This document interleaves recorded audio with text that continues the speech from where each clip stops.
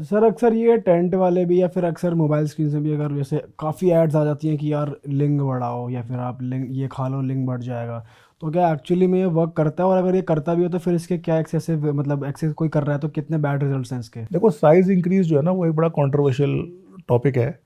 Because size increase में ना science और सूडो साइंस दोनों मिली हुई है आपस में।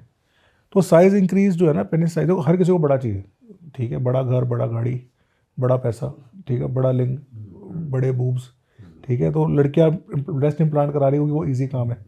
पर लड़कियों को भी ऑयल मिलते हैं ब्रेस्ट इन्लार्जमेंट के, ऑयल से बढ़ता नहीं ब्रेस्ट, ठीक है। सिमिलरली किसी भी ऑयल तेल मल्लम लगाने से पेनिस का साइज़ नहीं बढ़ने वाला, क्योंकि लिंग एक ऑर्गन है जिसकी प्रॉपर एनाटमी है, ठीक है। कोई पेशाब का रास्ता नहीं बड़ा हो जाएगा। पेशाब, किसी का पेशाब की पाइप अगर 4 इंच की रहेगी ना, पेशाब की पाइप ना 4 साढ़े 4 इंच की हो जाएगी, ठीक है। But there are some particular situations, कुछ सिचुएशंस है जहाँ पर साइज़ बढ़ सकता है। जैसे फॉर एग्जांपल किसी की सर्जरी हुई है पेनिस की, बहुत रीज़न से होती है। बचपन में कोई चोट लग गई हो, कोई पेशाब की रास्ता ठीक से ना बना हो, कई लोगों के बचपन से पेनिस टेढ़े होते हैं, स्ट्रेट होते नहीं है। सिंस बर्थ टेढ़ा होता है पेनिस ना, तो पेनिस हुक्ड होता है, तो इरेक्शन होता है और पेनिस स्ट्रेट नहीं होता, ऐसे होता है। तो ये आदमी कभी कभी भी सेक्स नहीं कर पाएगा, मेरे को सीधा करना ही पड़ेगा, ठीक है। तो these are multiple surgical problems जो हम ठीक करते हैं। पर अगर इन सर्जरी के बाद पेनिस श्रिंक हुआ है तो वो होता है स्कार की वजह से या फाइब्रोसिस की वजह से। इन लोगों के अंदर हम लोग ट्रैक्शन से, पुलिंग से, मसाज से साइज गेन करा सकते हैं। सेकंड हो गए वो पेशेंट्स जिनको हाइपोगोनाडिज्म मतलब लो टेस्टोस्टेरोन की वजह से या ग्रोथ प्रॉब्लम्स की वजह से पेनिस का साइज़ नहीं बढ़ा। कोई लड़का है 12-13 साल की एज में पेनिस 2-2.5 इंच का है और वो 17 साल की एज तक जब पूरी ग्रोथ हो जाती है, ग्रोथ नहीं हो पाई, तो कैचअप ग्रोथ करा सकते हैं। 17 साल की एज में अगर हम उसको ट्रैक्शन स्टार्ट करें तो 21-22 साल जब तक ग्रोथ होती है तब तक उसका कुछ 1-1.5 इंच हम ग्रो करा सकते हैं ताकि वो नॉर्मल हो जाए, ठीक है। पर कोई 38 ईयर्स 40 ईयर्स का आदमी आके बोलता है कि मेरा पेनिस 5 का है, मेरे को 7.5 का करना है, तो वो कोई तेल मल्लम इंजेक्शन से नहीं हो सकता। सर्जरी होती है जिससे साइज़ बढ़ता है, पर वो सर्जरी भी लिमिटेड काम करती है। हम सर्जरी करते हैं, पर 5 इंचेस है तो 10%, 15%, 5 का 5.5 हो सकता है, 5.25 हो सकता है, पर 5 का 7 नहीं हो सकता, ठीक है। सिमिलरली गर्थ के लिए, तो गर्थ के लिए जैसे आज के दिन उर्फी जावेद है, फिलर्स डलते हैं लिप्स में मोटा करने के लिए, वैसे फिलर्स पेनिस में डलते हैं पेनिस को मोटा करने के लिए, तो गर्थ बढ़ा सकते हैं। तो किसी का गर्थ पतला है, उसको लगता है कि पूरा थिकनेस नहीं आ रही, तो हम उसके शरीर से फैट लेके या उसके शरीर से फिलर लेके उसको बढ़ा सकते हैं। पर अगेन ये टेम्परेरी सोल्यूशन है, ये कॉस्मेटिक सोल्यूशन बट है। ये सेफ है सर? हाँ, ये सेफ है, कम्प्लीटली सेफ है, पर डॉक्टर करे तो, ठीक है। बहुत सारे सेंटर्स में आजकल क्या हुआ है कि सेम लाइक डर्मा या टेक्नीशियंस है, उन्होंने देख लिया है, बस वो कुछ भी फिलर लगा देते हैं या वैसलीन लगा देते हैं या जेली लगा देते हैं। आप नॉर्मल वैसलीन, पेट्रोलियम जेली, उसको लगा देते हैं इंजेक्शन से पेनिस के अंदर, तो वो मोटा हो जाता है, पर उसके रिस्क है, इन्फेक्शन है, पेन है, तो वो पेशेंट्स भी आते हैं। पंजाब साइड पे बहुत कॉमन है, थाईलैंड साइड पे बहुत कॉमन है। तो ये मरीज़ अपनी सर्जरी करा लेता है, फिर वो पूरा पक जाता है एरिया, ख़राब हो जाता है, पस पड़ जाती है, फिर उसको हम ठीक करते हैं। तो एंड्रोलॉजी जो है ना, मेरा सब्जेक्ट जो है, that is not only ED. लिंग से लेकर कोई प्रॉब्लम होगी तो लिंग में प्रॉब्लम बहुत सारी होती है। साइज़ प्रॉब्लम है, टेढ़ापन है, प्लाक है, चोट है, पेशाब का रास्ता ख़राब है, पेशाब नहीं आ रहा, कोई इन्फेक्शन हो गया है, स्किन बंद है, तो लिंग में कोई भी प्रॉब्लम होगी तो उसको हम मैनेज भी करते हैं, ठीक भी करते हैं। सर एक चीज़ और, यंगस्टर्स में भी बहुत पॉपुलर है, एल्डरली लोगों में भी बहुत पॉपुलर है कि अल्कोहल पी के सेक्स करना। लोगों को शायद आदत भी हो जाती है या फिर प्लेजर ज़्यादा मिलता है। तो और एक मिथ है, या ये तो आप ही क्लियर करोगे, कि लड़कों को वोडका नहीं पीनी चाहिए क्योंकि फिर उनको ईडी होने के चांसेस होते हैं, या मेंथॉल वाली जो सिगरेट होती है जो स्विच वाली होती है वो नहीं पीनी चाहिए क्योंकि उससे ईडी होता है, स्पर्म काउंट। तो ये सारे मिथ भी क्लियर करो सर।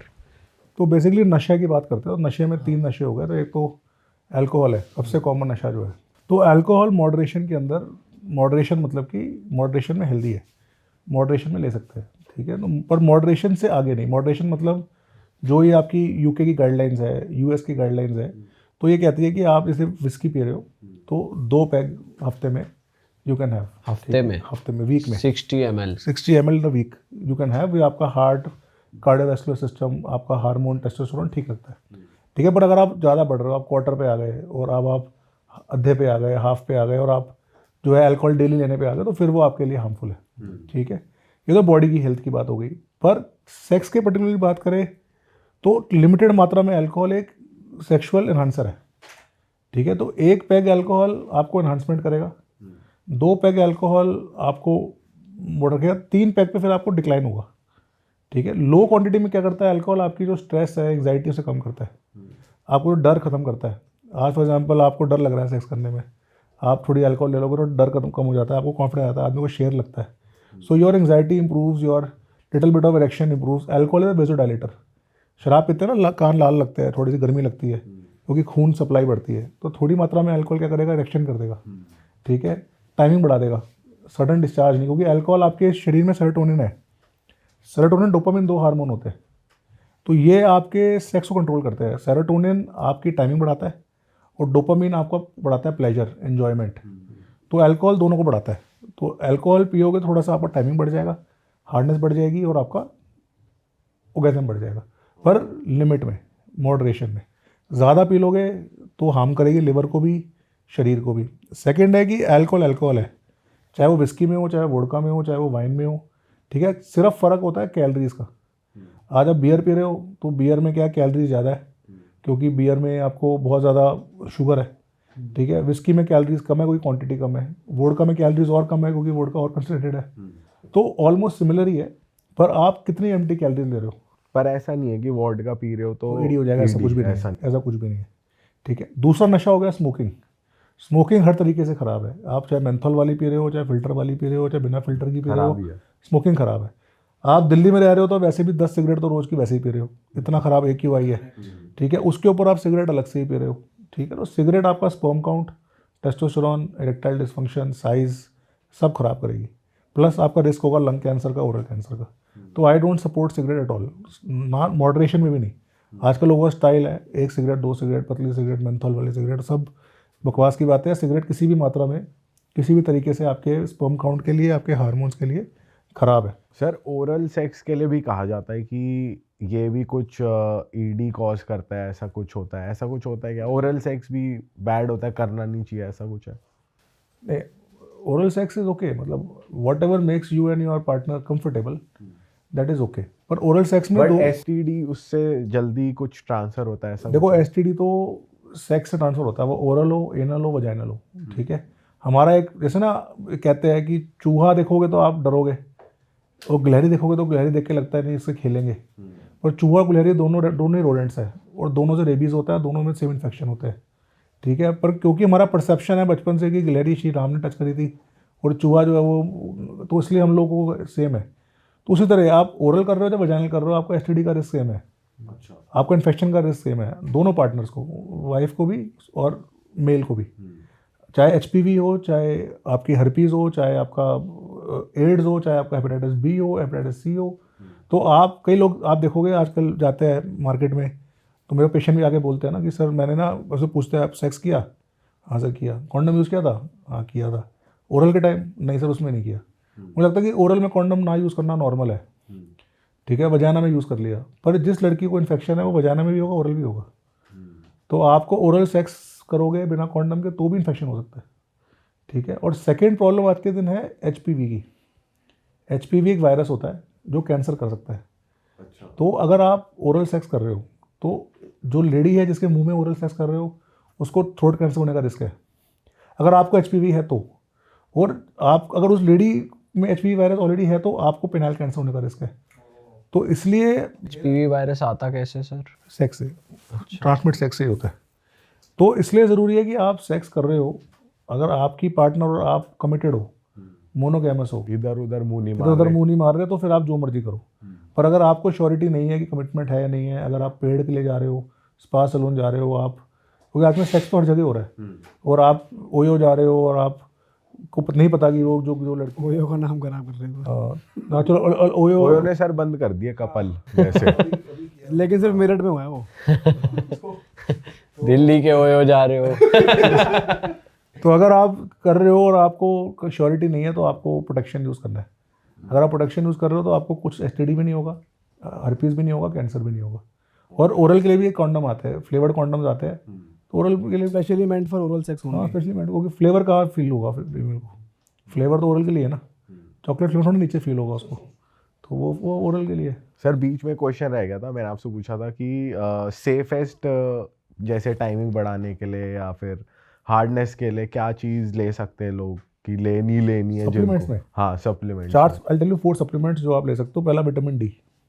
विटामिन डी हमारा सबका लो है बिकॉज ऑफ मल्टीपल रीजन। एक तो because we are in artificial light all the time, हम लोग सनलाइट में जाते नहीं है। सेकेंड है we are wearing full covered clothes, हम लोगों को पहले की तरह नहीं है कि धोती पहन रहे हैं, सनलाइट मिल रहा है, ठीक है। थर्ड हमारा डाइटरी फैट इनटेक बहुत पुअर हो गया, हमारा डाइटरी फैट अच्छा नहीं मिल रहा है। Ideally desi ghee is very good source of dietary fat, पर देसी घी एक्चुअली देसी है या नहीं है पता नहीं, क्योंकि तो एक्चुअल जेन्युइन देसी घी बहुत महंगा है, ठीक है। आप देखोगे नेट पे देखोगे बहुत महंगे महंगे देसी घी आते हैं, वो सही भी है क्योंकि बहुत सारे दूध से थोड़ा बहुत घी बनता है, ठीक है। तो इसलिए विटामिन डी आपको पूरा करना चाहिए अपना, चाहे सप्लीमेंट से करो चाहे आप इंजेक्टेबल फॉर्म में करो, ठीक है। एक विटामिन डी लो। सेकंड होता है एल-आर्जिनिन। तो एल-आर्जिनिन इज बेसिकली नाइट्रस। तो NO is the basic substance जो इरेक्शन करता है। जैसे हमारे शरीर में nitrous oxide is the gas जो पेनिस में इरेक्शन कराती है। तो नाइट्रस बनाने के लिए बॉडी को एल-आर्जिनिन चाहिए होता है। तो एल-आर्जिनिन या एल-सिट्रुलिन आप सप्लीमेंट फॉर्म में ले सकते हो। अगर सिट्रुलिन नहीं लेना सप्लीमेंट फॉर्म में तो वाटरमेलन में होता है, पर आपको ऑलमोस्ट एक वाटरमेलन रोज़ खाना पड़ेगा। इतना वाटरमेलन मिलेगा कहाँ से, और हर सीज़न में मिलेगा नहीं, ठीक है। तो ये दूसरा काम आपको लेना चाहिए एल-आर्जिनिन, ठीक है। तीसरा आपका जो ये डाइटरी फैट है, तो टेस्टोस्टेरोन फैट से बनता है, कोलेस्ट्रॉल से। तो आपको अच्छा क्वांटिटी में डाइटरी फैट, चाहे वो आपका देसी घी हो, चाहे वो ऑलिव ऑयल हो, चाहे वो आपका पीनट ऑयल हो, या चाहे आपके ड्राई फ्रूट्स हो, ठीक है। अच्छी क्वांटिटी में डाइटरी फैट आपको लेना चाहिए, उससे भी आपका। और एक पिनाइल मसाज, ठीक है। पिनाइल मसाज इज़ बेसिकली लिंग की मालिश। अगेन पीपल से आयुर्वेदिक है, मेरे को लगता है कि जो चीज़ काम करती है वो किसी की पर्सनल प्रॉपर्टी नहीं है। मसाज अगर आप पेनिस की अपनी रेगुलरली करते हो किसी भी ऑयल से, कोकोनट ऑयल से, क्लोव ऑयल से, या अपना मस्टर्ड ऑयल से, that also keeps the penis very healthy. उससे भी आपकी सेंसिटिविटी ठीक रहेगी, हार्डनेस ठीक रहेगी, और अच्छा आपका जो है सेक्सुअल लाइफ रहेगी। सर जैसे हम कुछ गेस्ट आए थे हमारे इंडिया के बाहर से, तो वो बता रहे थे कि अगर आपको मतलब वीकली बाहर इंडिया के बाहर रूटीन चेकअप होते हैं, और अगर आपको STD निकलता है तो आपका जो डॉक्टर फिजिशियन है वो उन सब के कॉन्टैक्ट्स लेगा आपसे जिनके साथ आपने इंटरकोर्स करा, और सबको बताएगा कि आप भी अपना चेकअप कराओ, इस बंदे को STD निकला है, कोई भी ऐसा कुछ करके उनकी प्रैक्टिस होती है रेगुलर जनरल फिजिशियन। पर इंडिया में STDs को लेके अवेयरनेस ही बहुत कम है, और लोग एक्सेप्ट भी नहीं करना चाहते कि हमें कोई प्रॉब्लम हुई है, या मतलब वो चीज़। तो STDs के बारे में थोड़ी बात करते हैं, थोड़ी अवेयरनेस दो हमें STDs के बारे में, किस तरह के सिम्टम्स आते हैं जिससे इंसान को ये लगे कि हाँ यार थिंग्स आर नॉट राइट। तो पहली बात तो है कि जो आपने बताया अभी ना, इसको बोलते हैं कॉन्टैक्ट ट्रेसिंग, ये इंडिया में भी होती है। अच्छा, होती है। तो कॉन्टैक्ट ट्रेसिंग मतलब कि अगर ये तरीका होता है, ये हमारे को भी मतलब गवर्नमेंट का रूल है, अगर हमारे क्लिनिक पे या हमारे सेंटर पे कोई पेशेंट मिलता है हमें जिसको STD है, तो इट इज़ आवर रूल कि हम इसको इन्फॉर्म करें गवर्नमेंट को कि भाई ये पेशेंट फलाना फलाना आया है और उसको ये STD है। उस STDs में कुछ STDs है जो कंपलसरी है, जैसे HIV। अगर HIV पेशेंट आता है तो HIV का हमें इन्फॉर्म करना ज़रूरी है, गवर्नमेंट को इन्फॉर्म करना ज़रूरी है, और गवर्नमेंट का काम है कॉन्टैक्ट ट्रेसिंग करना। पर at the same time there is something called as doctor patient confidentiality. मतलब आज अगर आप मेरे मरीज़ हो और आपको कोई बीमारी है, तो मेरी ड्यूटी है कि आपकी प्राइवेसी मेंटेन करना। I can not tell anybody कि इसको ये प्रॉब्लम है, ठीक है। वो इलीगल है, इधर भी US में भी, UK में भी, वर्ल्ड में भी। तो आपको एनोनिमस ढूंढना पड़ता है, इसलिए कॉन्टैक्ट ट्रेसिंग सक्सेसफुल नहीं है बहुत, क्योंकि आप किसी को बता नहीं सकते कि भाई ये फलाने आदमी को प्रॉब्लम थी, और आप इवन इफ HIV है तब भी नहीं कुछ भी बताओगे? नहीं, you can not tell, I can not tell. आज as a doctor I can not disclose the identity of my patient, ठीक है। आज नहीं तो आप आओगे नहीं मेरे पास, ठीक है, एम्बेरसमेंट इतनी हो जाएगी। तो आज अगर आप मेरे पास आ रहे हो तो ये गारंटी है, रिटर्न है, कि आपकी बात हमारे रूम में रहेगी, मेरी फाइलों में रहेगी, मेरी फाइलें कॉन्फिडेंशियल है, ठीक है। फॉर एग्जांपल की बता रहा हूँ कि मेरे पास बहुत सारे वो आते हैं, पेशेंट्स आते हैं, दिखा के चले गए, फिर उनका पर्चा लेके उनकी वाइफ आती है कि जी मेरा पति आया था, ये आपने दवाई लिखी है, क्या प्रॉब्लम है इनको। तो आइडली मेरा उनकी वाइफ से डिस्कस करने का राइट नहीं है, ठीक है। अगर हस्बैंड साथ में आ रहा है और वाइफ को साथ में लेके आ रहा है, then only I can discuss.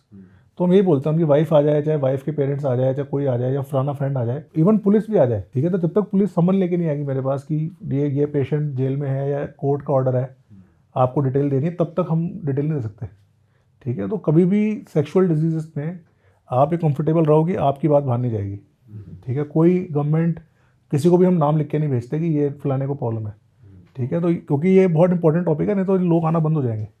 अगर लोगों को लगा कि मेरे को कुछ निकल गया और मेरे घर में फ़ोन आ जाएगा कि भाई आपके बेटे को तो ये है, तो कोई भी इलाज नहीं कराएगा। तो डॉक्टर आपकी बात को बाहर नहीं करेगा, ऐसा कोई भी रूल नहीं है। सेकेंड है एसटीडी, एक बहुत कॉमन चीज़ है।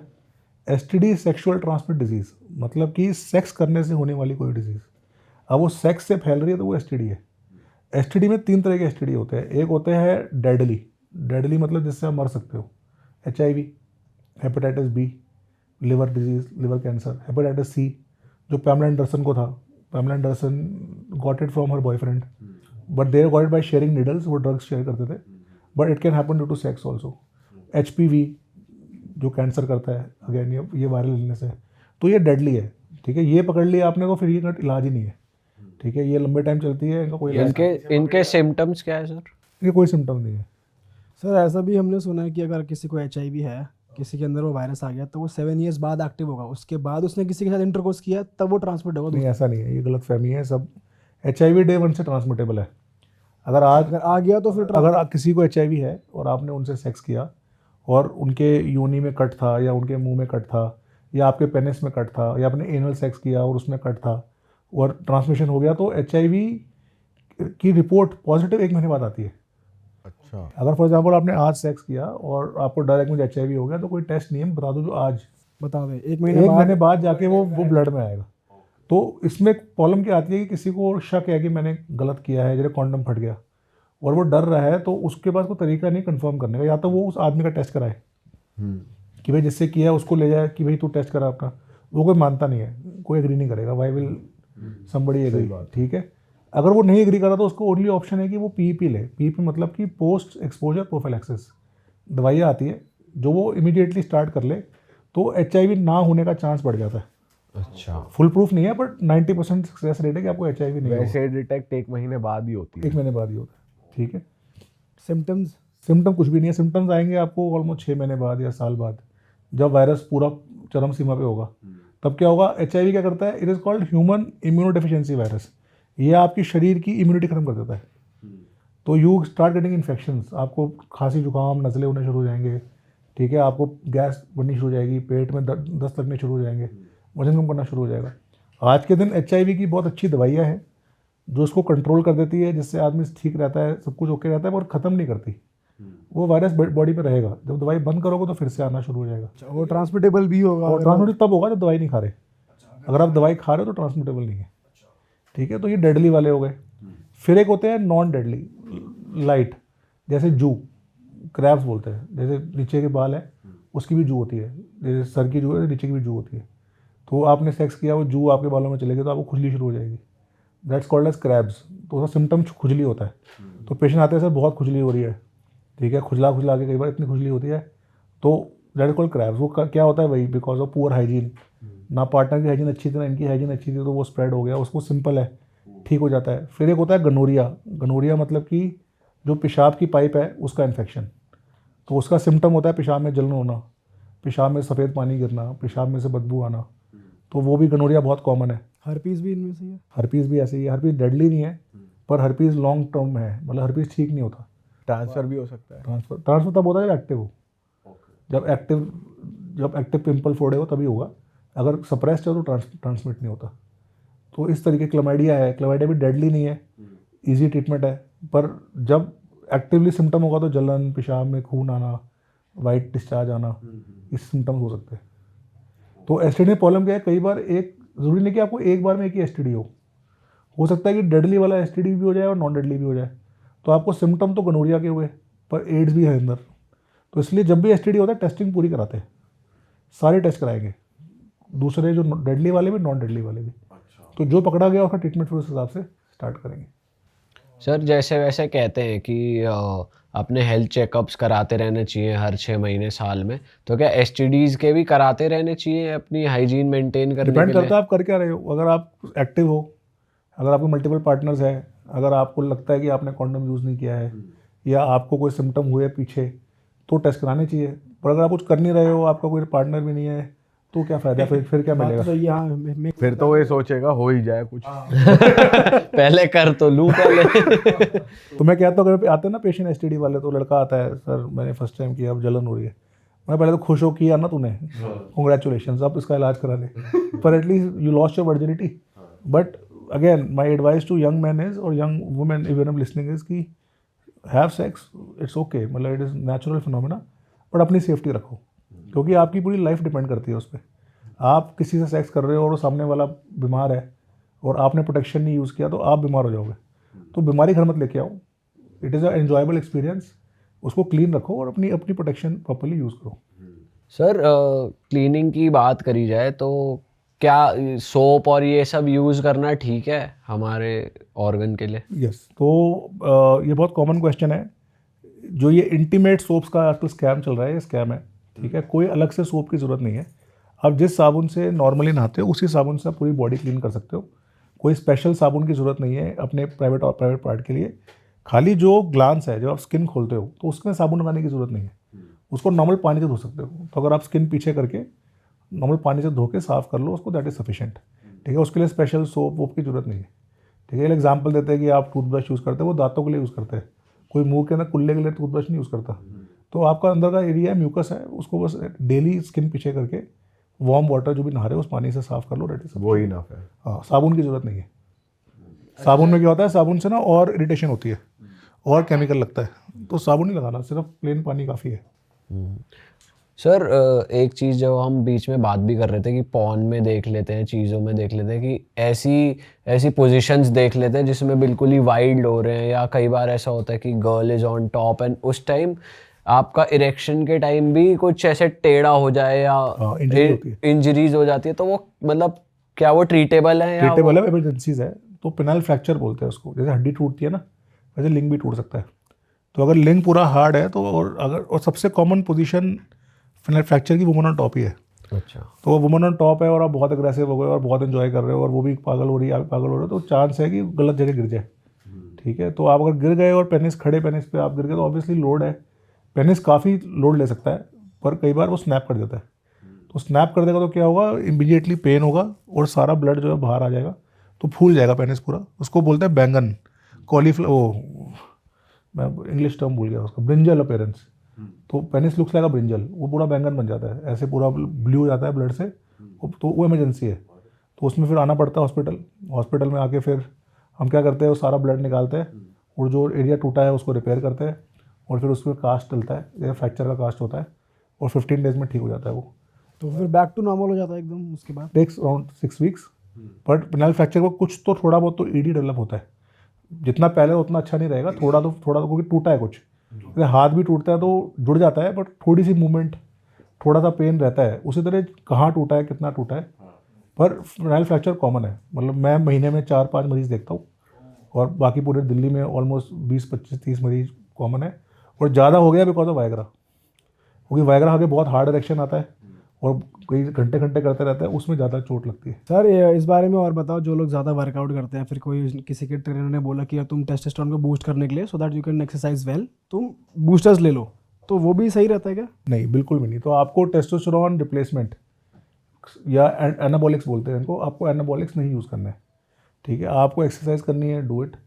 देखो एनाबॉलिक्स ख़राब नहीं है, एनाबॉलिक्स, पर anabolics have to be used under supervision first. Second is anabolics का एक रिक्वायरमेंट होना चाहिए। अगर आप प्रोफेशनल खेल रहे हो, अगर आप प्रो बॉडी बिल्डिंग कर रहे हो, अगर आपकी लाइफ करियर डिपेंड करता है उस पर, तो आप करोगे और अंडर सुपरविजन करोगे, क्योंकि एनाबॉलिक्स में आप क्या यूज़ कर रहे हो, आपकी बॉडी को कितना रिक्वायरमेंट है।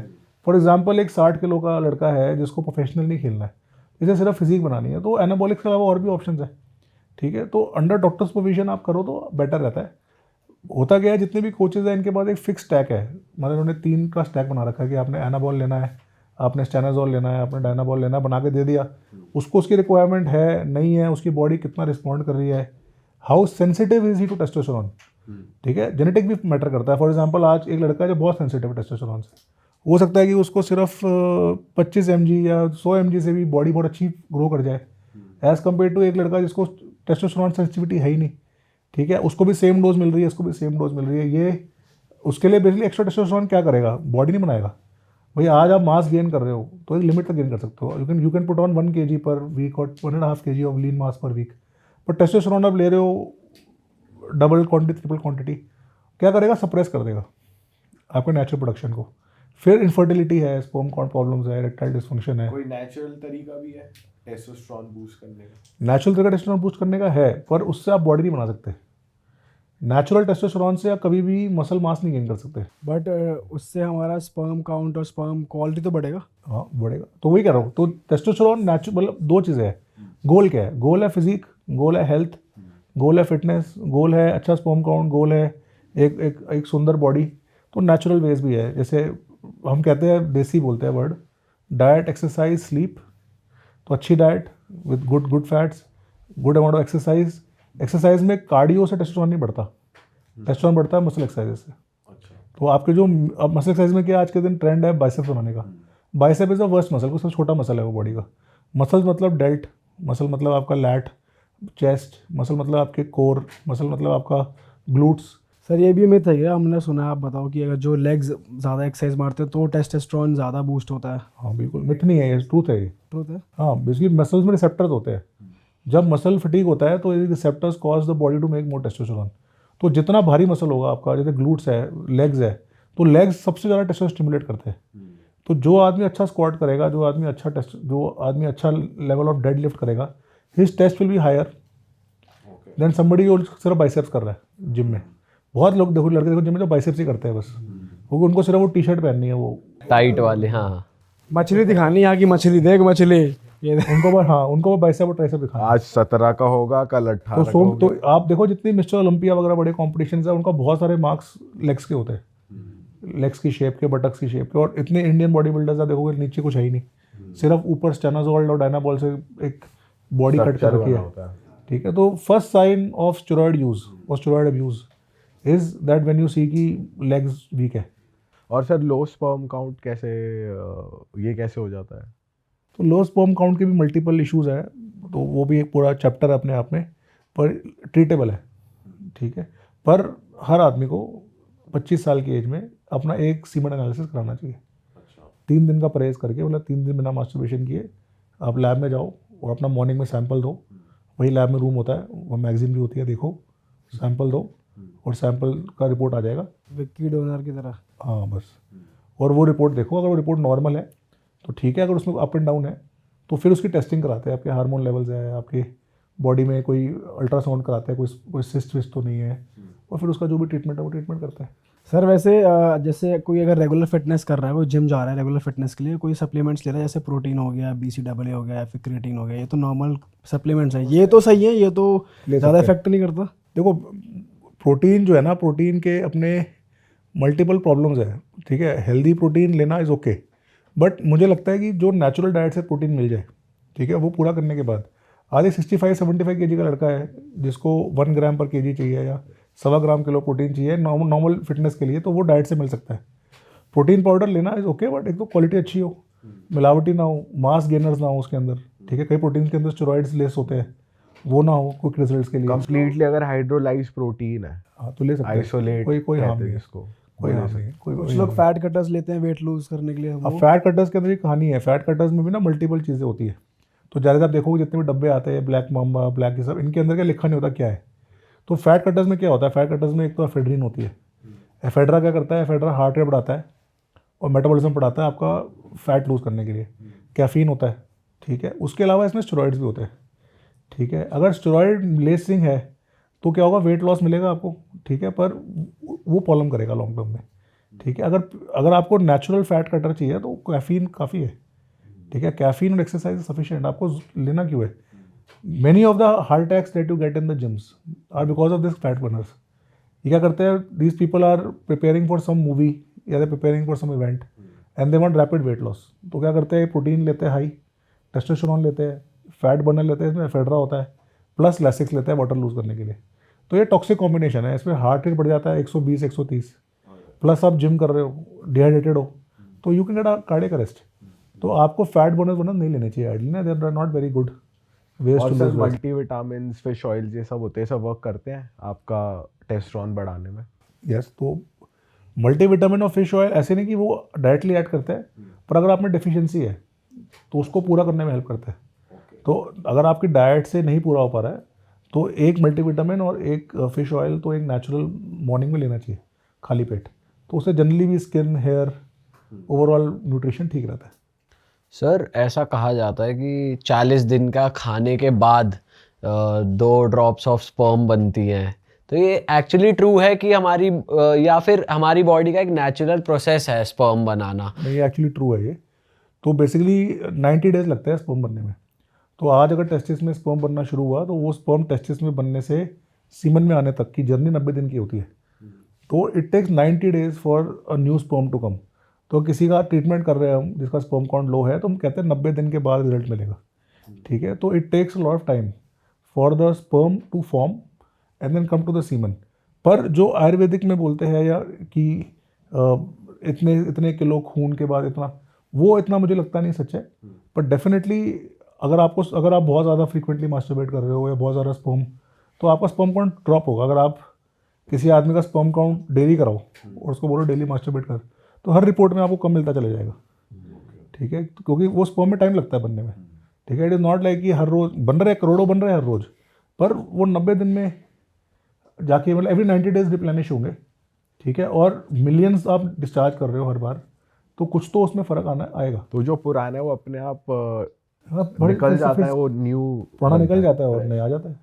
सर जो जैसे कोई बहुत दिनों तक मास्टरबेट ना करे और वो सेक्स भी नहीं कर रहा है बहुत दिनों तक, तो कई बार लड़कों में नाइट फॉल और ऐसी चीज़ें होती हैं, तो क्या ये नेचुरल प्रोसेस है या इसको अवॉइड करने के लिए हफ्ते में एक बार मास्टरबेट कर लेना चाहिए? क्योंकि एक डॉक्टर ही हमारे साथ बैठे थे, वो कह रहे थे कि डेड सेल्स को भी रिमूव करना एक प्रोसेस होता है, तो वो 3 दिन तक स्पर्म्स जिंदा रहते हैं, उसके बाद वो डेड हो जाते हैं, तो उन्हें भी बॉडी में आप कंटेन नहीं पेशाब करना करते हो जब चाहिए। पेशाब आता है, हाँ, अब पॉटी कर जब पॉटी आती है, सिमिलरली सीमन अपने आप बॉडी क्लियर कर देती है नाइटफॉल के माध्यम से। तो सीमन में क्या होता है कि 3 पार्ट होते हैं, वाटर, स्पर्म और कंटेंट। वाटर रिब्जॉर्ब हो जाता है, स्पर्म बिकम फैगोसाइटाइज, बॉडी खा लेती है वापस, और उसी स्पर्म का मटेरियल को रीयूज़ कर लेती है, प्रोटीन को, जो भी उसमें मटेरियल है, और जो उसमें जो लेसिथिन है या जो म्यूकस है वो सब डिस्चार्ज होता है नाइटफॉल के माध्यम से। Nightfall is like excretion, nightfall is like faecal matter. जो तो यंग हेल्दी आदमी है, ब्रह्मचार्य कर रहा है और मास्टरबेशन नहीं कर रहा है, तो उसको ऑटोमेटिकली बॉडी 10 दिन में 11 दिन में उसको क्लियर कर देगी। ये नेचुरल है, ये हेल्दी है, इसमें कोई हार्म नहीं है, कोई साइड इफेक्ट नहीं है, ठीक है। कहीं नहीं लिखा कि मास्टरबेशन करके आपको वेस्ट प्रोडक्ट्स निकालने हैं, ठीक है। बॉडी अपने मैकेनिज्म को अपने हिसाब से क्लियर कर देगी, ठीक है। ये कोई जस्टिफिकेशन नहीं है मास्टरबेशन का कि आपको नहीं, अगर कोई मास्टरबेशन नहीं करता है उसको नाइटफॉल हो जाएगा, ठीक है, और वो फिर भी हेल्दी रहेगा। तो जस्ट कि हमें कलेक्टेड स्पर्म को बाहर निकालना ही है, ऐसा कहीं लिखा नहीं है, ऐसा कोई साइंटिफिक थ्योरी भी नहीं है। ऑल राइट सर, मैं चाहता हूँ आप ना कुछ फर्स्ट टाइमर्स के लिए, जो फर्स्ट टाइम सेक्स कर रहे हैं, जिनको बहुत ज़्यादा एंग्जाइटी प्रेशर है या कुछ भी परफॉर्मेंस प्रेशर है, उनके लिए कुछ टिप्स दें आप। तो परफॉर्मेंस एंग्जाइटी तो एक नॉर्मल फिनोमेना है। विराट कोहली भी कई बार फर्स्ट टाइम आउट हो जाता है अगर बहुत प्रेशर हो कि मैच जीतना ही जीतना है, तो दैट इज़ नॉर्मल। तो पहली बात तो ये है कि सेक्स एक नॉर्मल है, ठीक है। आप सेक्स करने जा रहे हो, सेक्स तब करो जब आप कंफर्टेबल हो, किसी का फोर्स मत करो, पीयर प्रेशर मत करो कि मेरे दोस्त ने कर लिया, मेरे सब दोस्तों ने कर लिया इसलिए मुझे करना है, या मेरी गर्लफ्रेंड के दोस्तों ने बोल रहे हैं, मेरा मजाक उड़ रहा है, मुझे प्रूव करना है। When you are comfortable, when you are ready, ठीक है। कोई मतलब आज के दिन बहुत प्रेशर है बच्चों पे कि प्रूव करने के लिए कि हम सेक्स कर सकते हैं, हमने कर लिया, हमारी गर्लफ्रेंड है। तो don't be under any pressure. अगर आप वेट करना चाहते हो, शादी तक वेट करना चाहते हो, तो भी नॉर्मल है, फर्स्ट। सेकेंड इज़ जिससे आप इंटरकोर्स करने वाले हो, ठीक है, क्या आप उसके साथ कंफर्टेबल हो या नहीं हो, ठीक है। हैव अ फ्रैंक टॉक, ठीक है, कि ठीक है हम लोग कर रहे हैं, क्योंकि बहुत सारी चीज़ें दिमाग में चल रही होती है।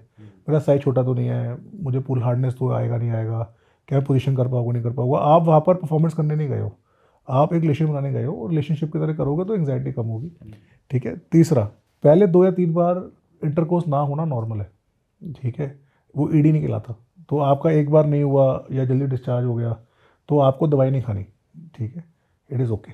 और चौथा है कि आप अगर सेक्स करने वाले हो तो कुछ चीज़ें मैंने लास्ट स्टार्टिंग में बताई थी, Kegel exercise, penile massage, breathing exercises, ठीक है। ब्रीदिंग एक्सरसाइज विल हेल्प काम योर माइंड डाउन, ठीक है। और एलाजनीन और विटामिन डी, ये 5 चीज़ें स्टार्ट करो, आपका इरेक्शन ही बेटर हो जाएगा और मोस्ट प्रॉब्ली सक्सेसफुली हो भी जाएगा। मैम एक और इंडस्ट्री बहुत ज़्यादा बूम कर रही है which is female sex toys.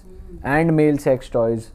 तो वैसे तो पता नहीं लीगैलिटीज़ पे तो हम नहीं जाएंगे, बट नीड पे हम जाना चाहेंगे कि नीड क्यों हो रही है इतनी ज़्यादा, और इसमें भी इतनी वेरिएशंस। मतलब ऑब्वियसली किसी चीज़ की अगर डिमांड हो रही है तो वो क्रिएट भी करी जा रही है, तो क्या बोलकर ये क्रिएट की जा रही है, क्या लोगों के माइंड में ऐसा आ रहा है कि लोग इसे एक्सेप्ट भी कर रहे हैं? देखो, डॉक्टर्स कभी भी ना सेक्स टॉयज़ रेकमेंड नहीं करते हैं आपको, क्योंकि सेक्स टॉयज़ सिर्फ रिप्लेसमेंट होती है कि अगर आपका पार्टनर एक्टिव नहीं है तो आप टॉय यूज़ कर लो, या आपको कोई मेडिकल प्रॉब्लम है तो टॉय यूज़ कर लो, या हार्डली कोई कपल को स्पाइस अप करना चाहे तो ख़रीद लो, चलो ठीक है। इंडिया के बाहर कपल्स ने ख़रीदे हुए हैं कि ठीक है वो स्पाइस अप करते हैं, कुछ नया करते हैं। बट इंडिया में जब मे बी जो डिस्ट्रीब्यूटर्स थे या जब सेक्स टॉयज़ आए, आपने देखा साल 1.5 साल में ये इंडस्ट्री ग्रो कर गई। शुरू में 4 सेक्स टॉयज़ होते थे, अब तो नए नए नाम, अलग अलग कलर्स, अलग अलग वेरिएशन। अब तो डॉल्स वगैरह और पता नहीं हाँ, क्या और वो भी अब ऐसे कि आप अमेज़ॉन और अलीबाबा इन सब पे आप बहुत आसानी से देख सकते हो। ब्लिंकिट से आ जाते हैं मैम घर पे। एग्जैक्टली, ब्लिंकिट पे आपको सारे टॉयज़ मिल जाते हैं। तो ये प्रमोट करते हैं और इन्हें पता है कि आप लोनली हो, आप उनको पता है आपके पास ट्रस्टवर्दी पार्टनर नहीं है, उन्हें पता है STIs बढ़ रहे हैं, उन्हें पता है आप आसानी से किसी को ट्रस्ट नहीं कर पा रहे हो, तो वो क्या करेगा, आप सेटल नहीं हो तो वो आपको एक ईजी प्लेजर दे देता है। पहले के टाइम पे 23-24 में शादी हो रही है, उससे पहले हमारे पेरेंट्स के टाइम पे 18-19 में हो जाती थी, तो टॉयज़ का तो स्कोप ही नहीं है ना, सेक्स इज़ अवेलेबल। एक रीसेंट स्टडीज़ ने ये भी प्रूव किया है कि जेनजीज सेक्स रिसेशन में हैं, मतलब मिलेनियल्स, जिलेनियल्स, बेबी बूमर्स, इन सबको ज़्यादा सेक्स मिला है एज़ कम्पेयर टू जेनजीज। और अब जेन अल्फ़ा और इन सब की तो सेक्स लाइफ बहुत कम हो जाने वाली है। IVF की तरफ इतना रूट हो जाएगा आगे आगे कि सेक्स नहीं होना स्टार्ट हो जाएगा। हम उल्टा जा रहे हैं, हमें लग रहा है अरे सेक्स तो बहुत कॉमन हो गया है आजकल। You are failing at it. Gen Z sex करना नहीं चाह रहे हैं, उन्हें चाहिए फैंटेसी, फ़ोनों पे, टिंडर, बम्बल पे बातें हो जाएं, वियर्ड फेटिशेस बढ़ गई हैं उनकी, और जो रियल वाला सेक्स है वो उन्हें नहीं मिल रहा। आज भी रियल सेक्स बेबी बूमर्स और मिलेनियल्स एंजॉय कर रहे हैं। मैम क्या ये टॉयज़ जो इतना लोग खरीद रहे हैं सेक्स टॉयज़, और जैसे हम कहीं देख रहे थे, पढ़ा था मैंने कि फीमेल ज़्यादा खरीदती हैं और ज़्यादा यूज़ कर रही हैं सेक्स टॉयज़, तो क्या वो उनकी बॉडी को भी हार्म कर रहा है? सेक्स टॉयज़ हार्म बॉडी को नहीं करते, सेक्स टॉयज़ हार्म करते हैं आपकी एक्सपेक्टेशन ऑफ प्लेजर को। ऐसा नहीं है कि आपकी बॉडी के किसी ऑर्गन पे चिपक जाएंगे और वो नुकसान करेंगे, वो आपकी एक्सपेक्टेशन ख़राब कर देंगे कि अब मेल पार्टनर भी ऐसे ही करें। बट जो इंटेंसिटी वो टॉय देगा, वो इंटेंसिटी वो नहीं देगा। मशीन है, उसको आप कहीं भी रख सकते हो, कैसे भी कर सकते हो। अब जब फीमेल्स को समझ में आया कि क्लिटोरल स्टिमुलेशन ज़्यादा अच्छा होता है, तो क्लिटोरल कैटेगरी के टॉयज़ आ गए, दूसरी कैटेगरी के टॉयज़ अलग आ गए, एनल टॉयज़ अलग आ गए। तो अब पूरी इंडस्ट्री बढ़ती जा रही है। अब तो मुझे पता चला कि ब्रेस्ट टॉयज़ भी आ गए हैं, so in case you don't want to, you can just do that. तो वो कैटेगरीज अब धीरे धीरे बढ़ेंगी, क्योंकि लोगों में नया नया की वो है, शादियां लेट हो रही हैं, तो हर कोई अपने और फिर इन्फेक्शंस नहीं है। तो मैम बट अगर ये ज़्यादा यूज़ कर रहे हैं सेक्स टॉयज़ और इनकी एक्सपेक्टेशंस बढ़ रही हैं, तो फिर तो सेक्सुअल हेल्थ ख़राब होगी, सेक्सुअल इंटीमेसी भी ख़राब होगी अपने पार्टनर के साथ।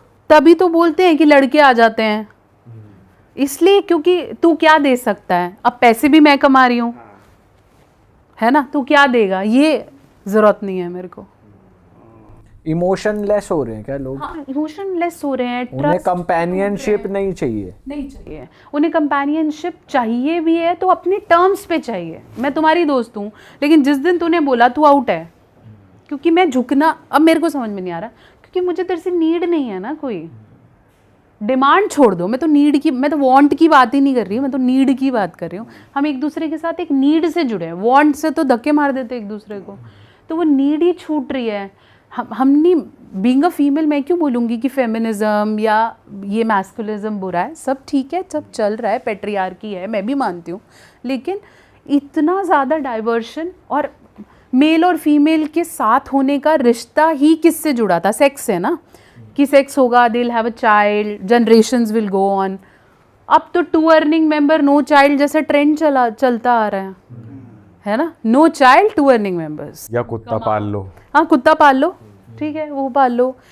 पाल लो, बिल्ली पाल, सब पाल लो, लेकिन उसके साथ भी तो निभाना पड़ता है ना। वो सुबह उठ के तुम्हें पार्क लेके जाते हो ना, तो वो तो आएगा। हर किसी की अपनी नीड्स हैं। आप टॉयज़ खरीदो, वो है वो कुछ मांगता नहीं है, बट वो मांगता है मुझे स्टरलाइज करो, सही जगह रखो, छुपा के रखो, तो वो तो आना है। तो अब ना लोग ट्रस्ट पे भी कॉम्प्रोमाइज़ करते हैं कि अब देखो, for example I want to have a relationship today, I am married, ठीक है। अब मुझे, मेरी एक फैंटेसी है, मान लो मेरा हस्बैंड नहीं पूरी करता, उसे बात करके देख ली, समझा लिया, वो कहता मेरे से नहीं होता, ठीक है। अब मेरे पास ऑप्शंस हैं, ठीक है, मैं इतनी बड़ी यूट्यूबर हूँ, मैं चाहूँ तो 10 लड़के खड़े कर लूँ, ठीक है, नहीं भी खड़ा कर लूँ तो पैसे हैं, पेड भी कर सकती हूँ, पैसे नहीं है तो बम्बल, टिंडर, सब कुछ है, इतनी सारी ऐप्स हैं, किसी से भी कर लूँ। बट मैं क्यों नहीं कर रही? क्योंकि मेरे को ऐसा लगता है रिस्पेक्ट है, लोग जान जाएंगे, 10,000 चीज़ें हैं, ऐसे नहीं हुआ तो, और विद द होप कि हो सकता है फ्यूचर में हस्बैंड मान जाए, है ना। या मैं किसी से इमोशनली कनेक्ट क्यों, लोग मुझे यूज़ कर लेंगे, मैं तो उसे पैसे दे रही हूँ बट मैं कनेक्ट कर गई तो, हम फ्रेंड्स बन गए तो, मैं उसे छोड़ नहीं पाई तो इतने सारे जब इमोशनल चीज़ों पे हार्म होता है तो लोगों को लगता है टॉय ले लो। मैम आपके पास ऐसे केस भी आते हैं, जैसे आई एम श्योर आते होंगे कि यार सेक्सुअल लाइफ अच्छी नहीं चल रही है, तो आप उनको कैसे गाइड करते हो? क्योंकि सुनने को मिलता है कि यार अब एक सर्टेन एज के बाद बोर हो जाते हैं, कहते हैं स्पार्क नहीं रहा, अब सेक्सुअल लाइफ अच्छी नहीं चल रही है, तो आप उन्हें कैसे गाइड करते हो? सबसे पहले तो मैं बोलती हूँ कि अगर आप दोनों पार्टनर ही सेक्सुअल लाइफ के डेप्रीवेशन को समझ रहे हो कि भाई मेरी भी लाइफ अच्छी नहीं है, हम दोनों को ही लग रहा है कि यार कुछ नया नहीं हो पा रहा, तो आप दोनों इंटीमेसी कोचिंग लेके नए नए तरीके ढूंढ सकते हो।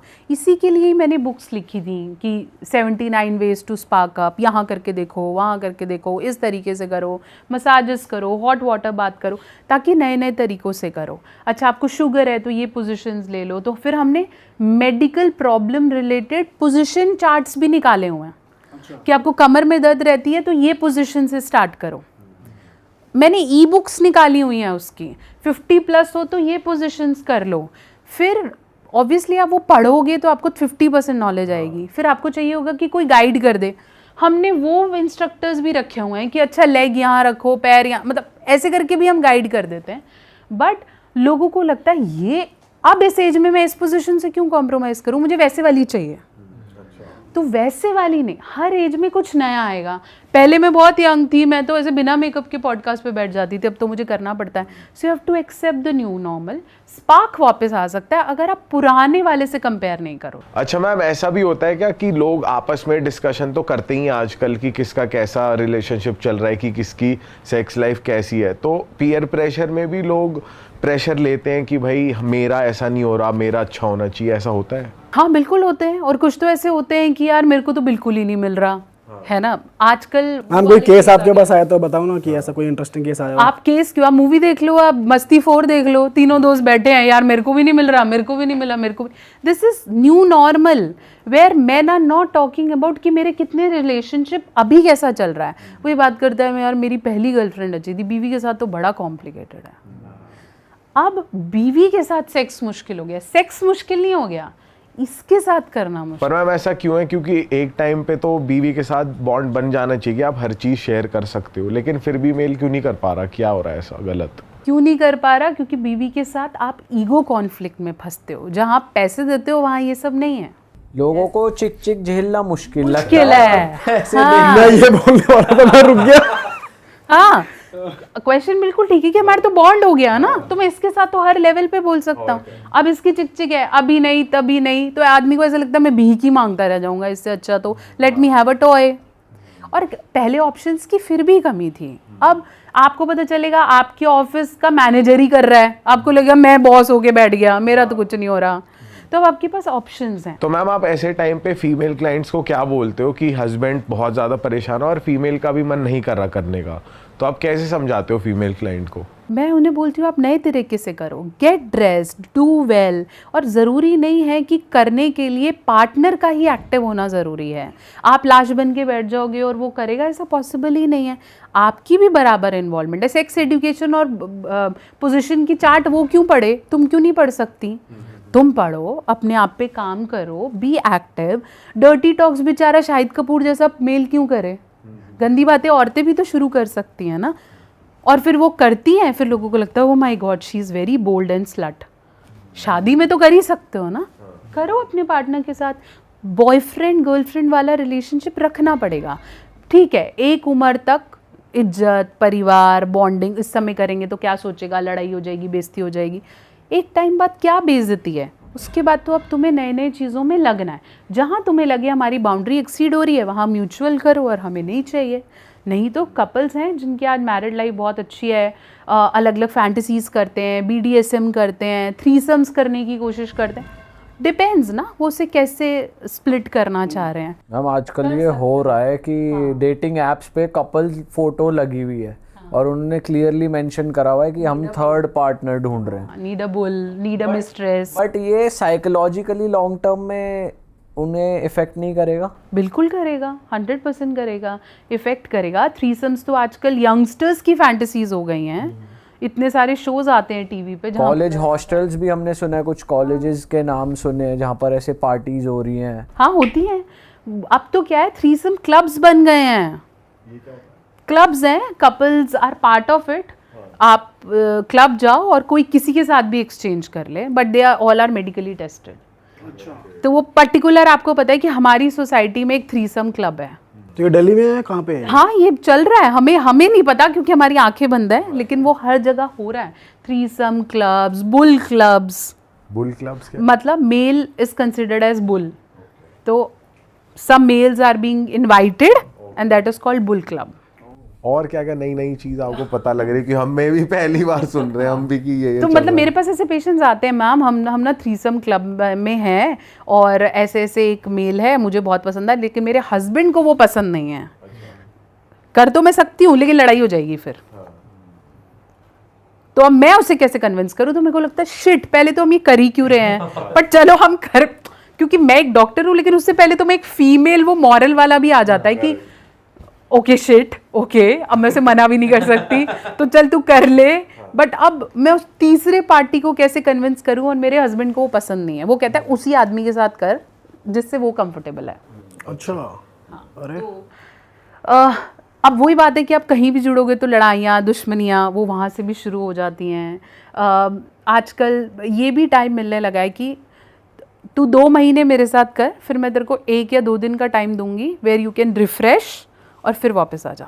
ये लड़कियां अलाउ कर रही है अपने हस्बैंड्स को, पार्टनर्स भी कर रहे हैं। मैम मोस्टली मुझे ऐसा लगता है कि ये जो वाइल्ड फैंटेसीज या वियर्ड फैंटेसीज है ये अल्ट्रा रिच क्लास में ज़्यादा है, क्योंकि मिडिल क्लास तो अपने कामकाज और एक्सपेंसेस में स्ट्रगल कर रहा है। एम आई राइट? या हर जगह ही है ये चीज़? नहीं, तुम बिल्कुल सही कह रहे हो। क्यों? क्योंकि मिडिल क्लास वाला बंदा यही है, खुद बाउंड्री बनाता है और फिर खुद फंस जाता है। करना तो चाहता है लेकिन नॉर्मल और एबनॉर्मल मिडिल क्लास ने ही तो बना दिया कि इससे ऊपर गलत है, इतने पैसे से ऊपर कमाना नहीं है, एक बीवी से ऊपर रख बना के फिर अब वो खुद सोच रहा होता है कि मैं दूसरी कर लूँ क्या। उसके खुद के मॉरल्स बीच में आ जाते हैं।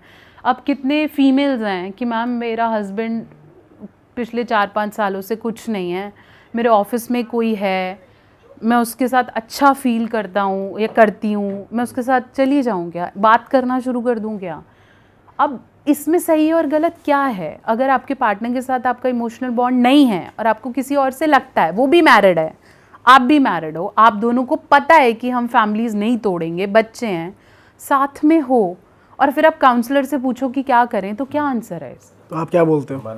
मैं ये बोलती हूँ कि अगर आप बहुत ज़्यादा हो इसके अंदर तो अपने हस्बैंड को बता के कर ले।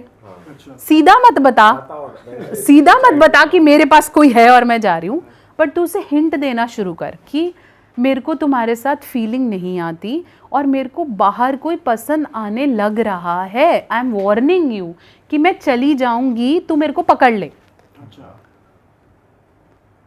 अगर वो कहता है मेरे को बिल्कुल परवाह नहीं है, तू जा, फिर तेरे उसने बोल तो दिया, वर्बली डिक्लेयर कर दिया। बट मैम ये फिर आप एक तरीके से इनडायरेक्टली चीट करने के लिए नहीं बोल रहे? फिर मैं एक बात बताओ, इस ऐसी सिचुएशन में क्या करें जहाँ 4-5-6 साल से भौंक के उस आदमी पर फर्क नहीं पड़ रहा है?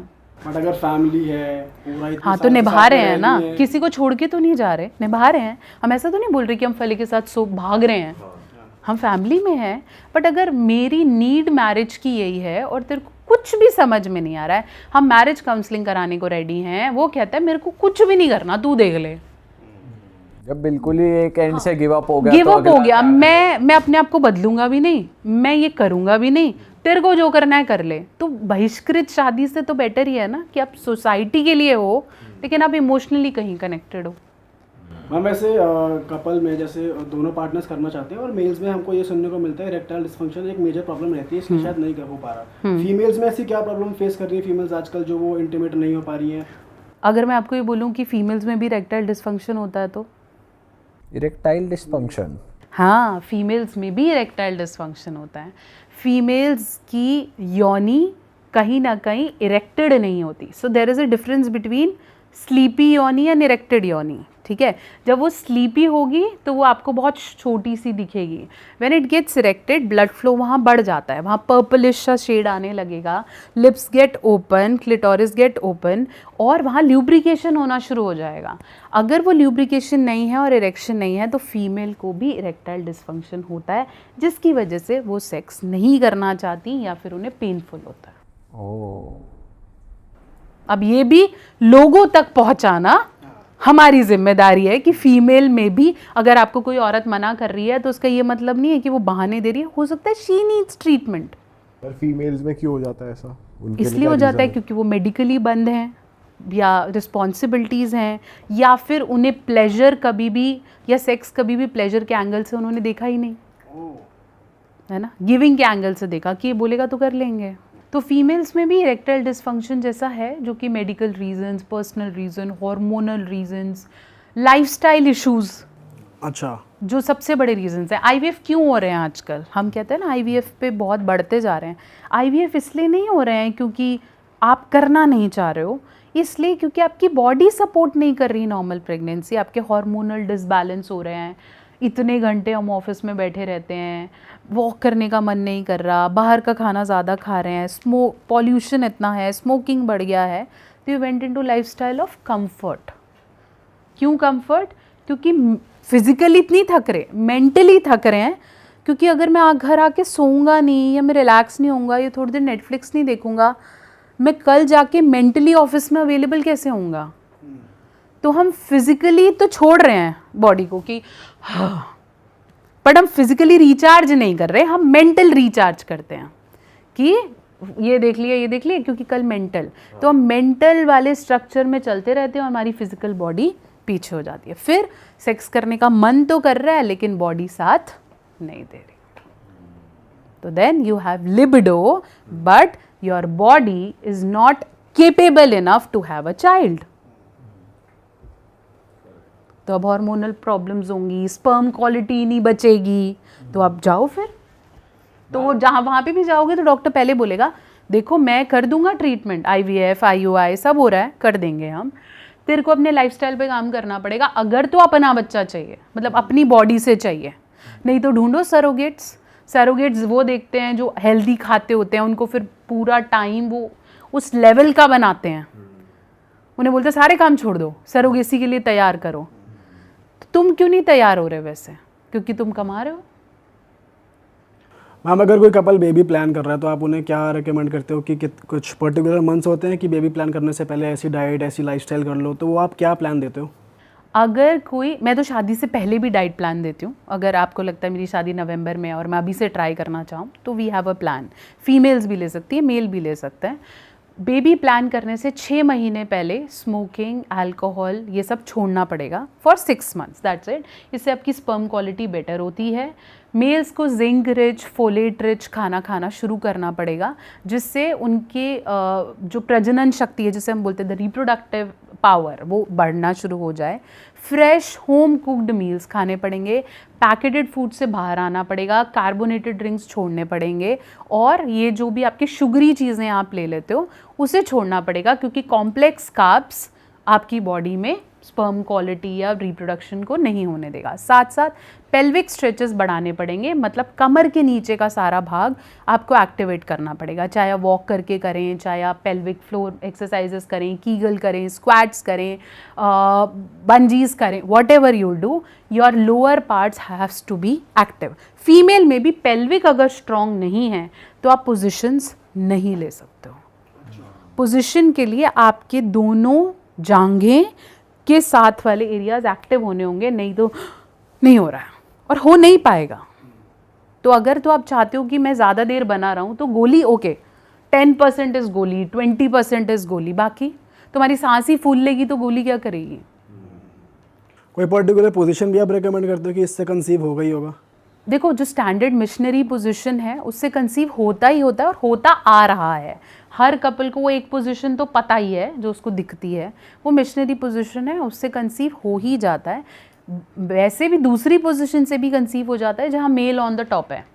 अगर कोई ऐसी पोजीशन है जिसमें फीमेल ऑन द टॉप है या फिर वो दोनों ही खड़े हुए हैं, जैसे स्टैंडिंग पोजीशन, डॉगी पोजीशन, इन सब पोजीशंस में प्रेगनेंसी अचीव होने के चांसेस कम होते हैं, क्योंकि डिलीवर करते ही वो नीचे की तरफ गिरेगा या फिर फीमेल ऑन द टॉप होगी तो वो नहीं जा पाएगा। ऐसा नहीं है कि होता ही नहीं है, बट कंसीविंग के चांसेस कम हो जाते हैं। मैम जो ये आयुर्वेदिक प्रोडक्ट्स होते हैं जैसे कीड़ा जड़ी हो गया या कोंच के बीज, सफ़ेद मूसली, ये सब मतलब बॉयज़ में हम लोग आपस में बात करते हैं कि अब एज आ गई है शुरू कर देना चाहिए, या फिर कोई रिसेंटली मैरिड है, तो एक्चुअली ये हेल्प करते हैं? आप बिलीव करते हो आयुर्वेदिक प्रोडक्ट्स में? बिल्कुल बिल्कुल। अभी नए नए भी शुरू, सी बकथॉर्न स्टार्ट हो गया है, कुछ नया कीड़ा जड़ी स्टार्ट हो गया है, कुछ नया निकालते हैं। ऐसा नहीं है कि ये कोई नई चीज़ है, बस नाम नया है ना। सी बकथॉर्न वाज, मैं आज से 20 साल पहले भी मेरा डॉक्टर सी बकथॉर्न लिखता था, ठीक है, जिनके अंडर मैं काम करती थी, वो लिखते थे, दवाई आती थी, वो उसके अंदर एक पार्ट होता था, ठीक है। अब 10 इंग्रेडिएंट में से एक इंग्रेडिएंट को पॉपुलर कर देते हैं कि ओ हो शिलाजीत, ओ हो कीड़ा जड़ी।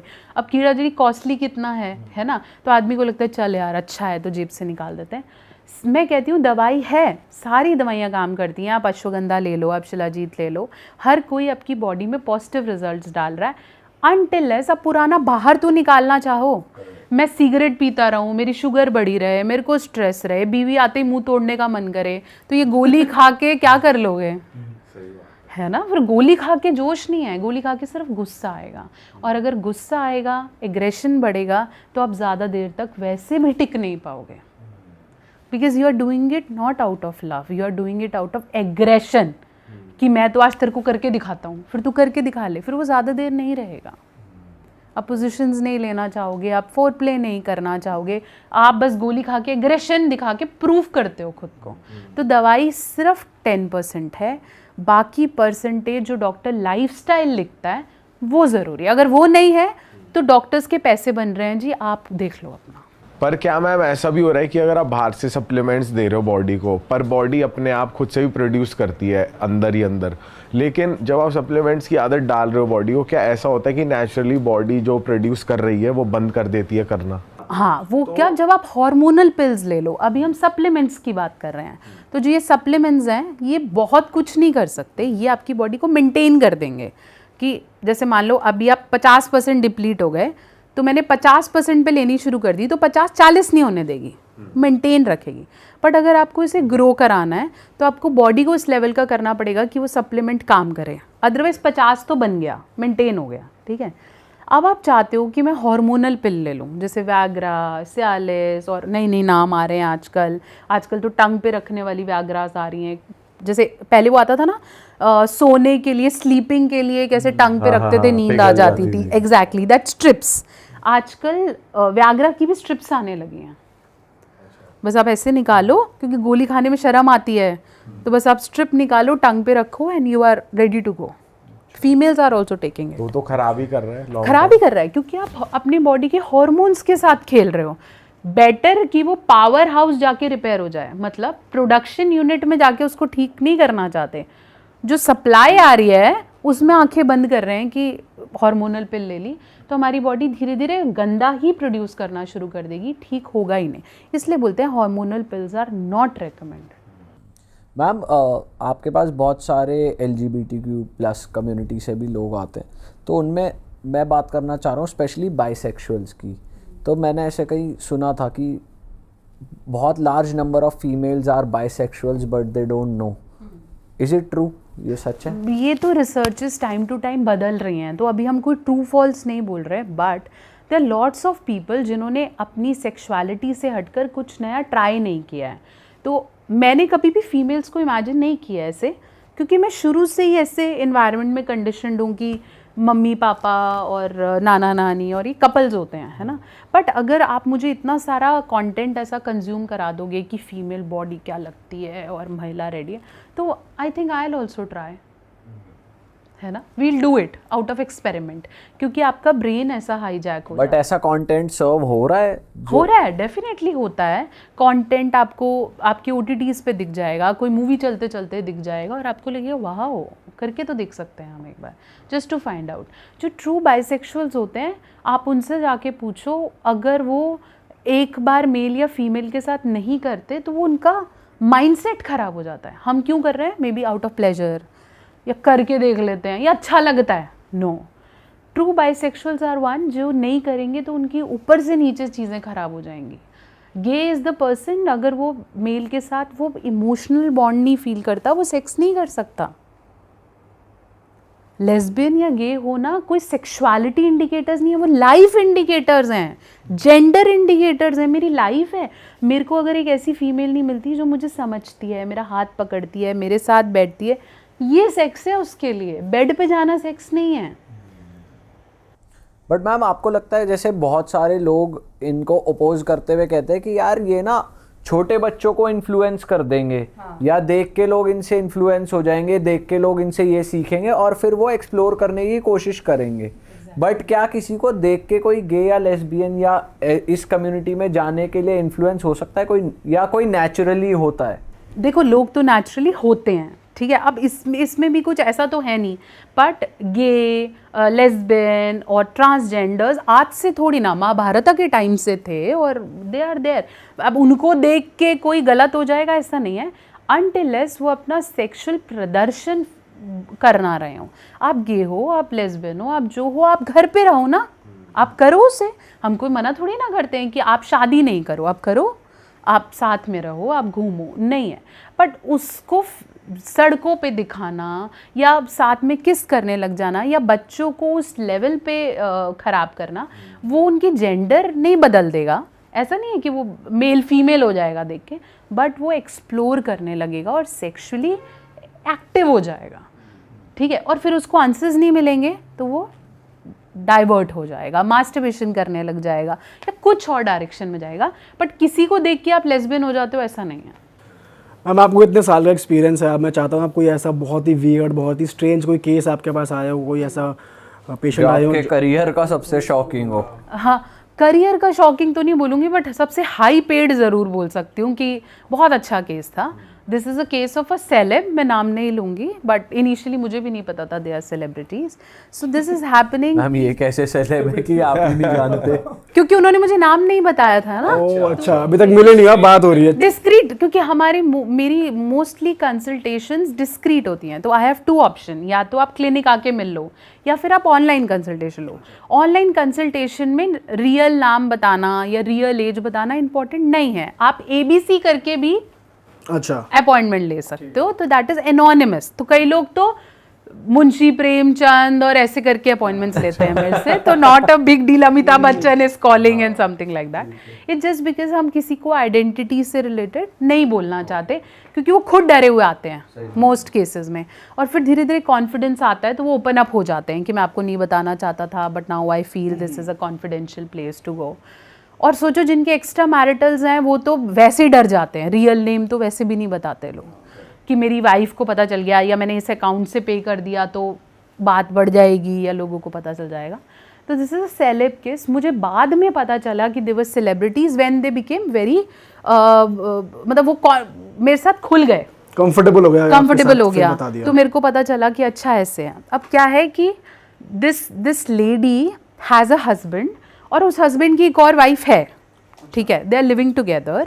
बट अब इस लेडी को पता है कि जो मेरा हस्बैंड है वो इतना एक्टिव नहीं है, सेक्सुअली एक्टिव नहीं है, तो अब ये बाहर जा रही है, तो अब 4 लोगों का सर्कल है, ठीक है। हस्बैंड की 2 वाइफ्स, एक वाइफ बाहर जा रही है और वो कहती है कि मैं अपने हस्बैंड को कैसे बताऊं कि तू कर नहीं पा रहा है इसलिए मैं बाहर जा रही हूँ। दूसरी वाइफ हैप्पी है, अब उसका कोई रिलेशन है हमें नहीं पता, मेरी क्लाइंट तो ये है जो बाहर जाती है, ठीक है। अब ये मुझे बोलती है मुझे इससे भी नहीं छोड़ना और मुझे उससे भी सेक्स चाहिए। अब वो सेक्स मांगता है तो वो अच्छे तरीके से करता है, उसे आता है। मैं चाहती हूँ कि मैं इसे डिलीट कर दूँ, लेकिन ये जो करता है ये सब रिकॉर्ड करके अपने पति को दिखा दो ताकि वो सेम तरीके से सेम satisfy तरीके करे। से करे। एग्जैक्टली तो वो मेरे से ये कहती है कि वो ऐसे कैसे करता है, मेरे को सिखाओ ताकि मैं उसे सिखा दूँ। तो मैंने बोला मैं तुम्हारे पति को तब सिखा पाऊंगी जब वो उसे सीखना चाहेगा। कोई बुक तो है नहीं कि ये उठाओ, नहीं वो ऐसे करता है, वो टंग ऐसे रोल करता है, वो इतनी देर करता है। अच्छा वो मुझे पूरा एक्सप्लेन कर रही है, मुझे ऐसा लग रहा है जैसे मैं कोई पॉर्न मूवी देख रही हूँ कि वो ऐसे था और ऐसे था। तो कभी कभार बीइंग अ सेक्स कोच आपके खुद के धुएं उड़ने लगते हैं कि बस मेरे को नहीं सुनना है ये कि see ultimately you are also human, आपको भी अर्जेस आती हैं, you even feel for that. ऐसे थोड़े ना कि हम डब्बे बंद हैं हमें फीलिंग नहीं आती। तो जब वो बता रही थी मुझे ऐसा लग रहा था बस बहन मेरे, मैं इसके पैसे नहीं ले रही हूँ उधर से। तो वो जब she was so much into that man कि वो चाहती है वो सारी पर्सनालिटी उठ के उसमें आ जाए, हस्बैंड में आ जाए सब। हस्बैंड में आ जाए। अच्छा वो थेरेपी चल रही है, इतने में वो मुझे ये कहती है कि मुझे ऐसा लगता है जो उसकी दूसरी वाइफ है वो भी सेटिस्फाइड नहीं है, क्योंकि जब ये कर ही नहीं पा रहा तो उसके साथ भी नहीं कर पा रहा होगा। अब मुझे उसकी भी मेंटल हेल्थ जाननी है। अब मैं थेरेपी तो नहीं मैं उसको थेरेपी पे तो नहीं ला सकती, बट मुझे बताओ कि मैं उसे कैसे पूछूं कि वो सेटिस्फाइड है या नहीं। ठीक है, और दोनों एक ही घर में हैं, बच्चे IVF से हो रहे हैं, ठीक है, चल रहा है। अब ये इतना टॉक्सिक है, स्पेशली जब आप सोशल मीडिया के एक आइकन बन जाते हो, लोग आपको समझने लगते हैं, या फिर कहीं ना कहीं आपको समझ में आता है कि कुछ रिलेशनशिप्स आप ओपन नहीं कर सकते हो। ठीक है, अब जो सेकंड वाइफ थी वो लीगली मैरिड नहीं थी, अच्छा, उसका भी कहीं हो सकता है। तो वो चाहती है कि वो भी मुझे बोल दे कि इसको नहीं आता है, फिर मैं इसको सिखा लूँगी। अच्छा। अब अच्छा वैसे अभी हस्बैंड अवेयर नहीं है कि जो उसकी फर्स्ट वाइफ है ये कहीं बाहर जा रही है? हाँ, फर्स्ट वाइफ मतलब लीगल वाइफ, वो अभी अवेयर नहीं है, हस्बैंड को नहीं पता? नहीं पता है। ठीक है, अब वो ये कहती है कि अगर मुझे ये पता चल जाए कि इसकी जो उसने दूसरी रखी हुई है, मुझे पता है रखी हुई है, वो भी मुझे ये बोल देना कि इसको नहीं आता है, फिर हम दोनों मिलके उसको इन्वॉल्व कर लेते हैं और सिखा देते हैं। अब ये एक ऐसा लूप चलता जा रहा है जिसमें सिर्फ फैंटेसीज ही है, ना उसे वहाँ से मिल रहा है और यहाँ से भी कितना मिल रहा है। वो करना तो चाह नहीं रही ना उसके साथ, बट उसे अच्छा लगता है, उससे अटैच हो जाता है। या जब वो फ़ोन पे बात करती है तो वो उसको वो फैंटेसीज़ के बारे में बात करता है, तो वो उसे अटैचमेंट है। तो ये सारी चीज़ें इतने लंबे सर्कल में घूमती हैं कि ट्रीटमेंट तो है ही नहीं ना। ट्रीटमेंट कहाँ है, बातें हैं। तो आपने सिर्फ काउंसलिंग दी उन्हें? हाँ, मैंने काउंसिल किया, फिर मैंने फीमेल को ये समझाया कि जो तुम चाह रही हो वो सिर्फ एक इमेजिनेशन वर्ल्ड है। वो लड़के के साथ तुमने एक बार किया है, 2 बार किया है, वो अपना 100% बेस्ट देने ही बैठा है कि तुम बाहर से आ रही हो, तुम पैसे दे रही हो, you are rich, you go and do it.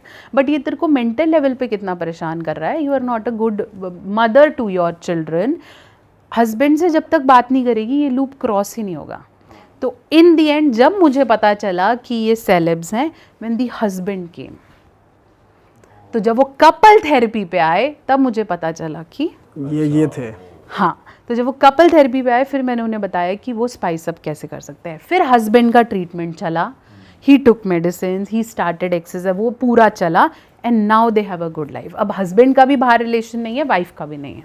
All right ma'am, बहुत अच्छा लगा आपसे दोबारा बात करके। उम्मीद है जनता को भी मज़ा आया होगा। और अगर कोई ये प्रॉब्लम्स फेस कर रहा है तो भाई हम तो ये कहेंगे कि कम्युनिकेट करो, चाहे अपने पार्टनर से या प्रोफेशनल हेल्प सीख करो।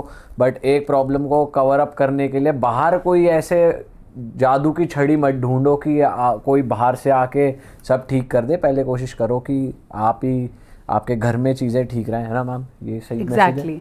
और अपने दिमाग को खोलो, अल्टीमेटली आपसे ही शुरू होगा ये सब कुछ। जिस दिन आप सॉर्ट हो गए, आपके आसपास वाले लोग आपकी नीड्स के अराउंड सॉर्ट हो जाएंगे। आपको क्या चाहिए आपको यही नहीं पता होता। करेक्ट।